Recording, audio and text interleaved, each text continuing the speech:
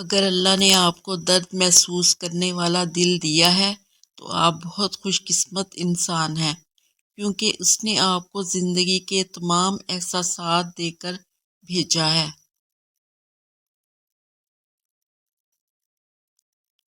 تکلیف اور پریشانی کا یہ مطلب نہیں کہ اللہ آپ سے ناراض ہے۔ جب اللہ کسی سے محبت کرتا ہے تو اسے آزمائش میں ڈالتا ہے تاکہ اس کی عاجزی سن سکے۔ نصیب بے شک اللہ کے ہاتھ میں ہے، مگر دعاؤں کا اختیار اس نے ہمیں دیا ہے، اور دعائیں ہی تو ہیں جو تقدیر بدلنے کی طاقت رکھتی ہیں۔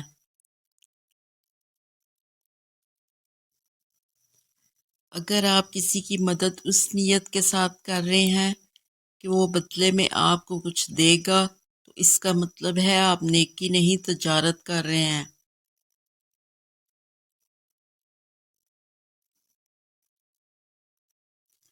بڑے لوگوں کی بڑی بڑی خدمات کرنے کی بجائے مجبور، پریشان اور ضرورت مند لوگوں کی چھوٹی چھوٹی ضروریات پوری کر دیا کریں۔ ان کے دل سے نکلی ہوئی دعا آپ کے مشکل کام بنا سکتی ہے۔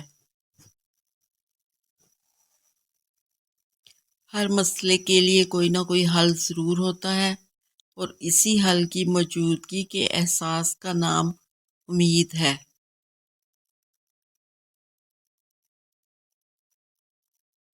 فتنہ انگیز سچائی سے مصلحت آمیز جھوٹ بہتر ہے۔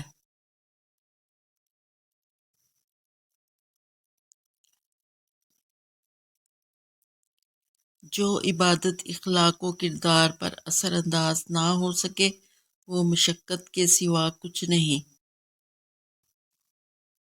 حضرت علی رضی اللہ تعالیٰ عنہ: اگر تم دنیا و آخرت میں بھلائی چاہتے ہو تو اللہ کے بندوں کے ساتھ بھلائی کرو۔ بکثرت غیبت کرنے والوں کی دعا قبول نہیں ہوتی۔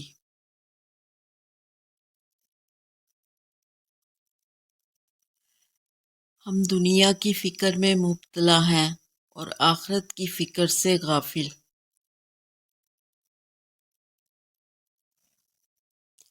تعریف کے محتاج نہیں ہوتے سچے لوگ، پھولوں کو کبھی عطر لگایا نہیں جاتا۔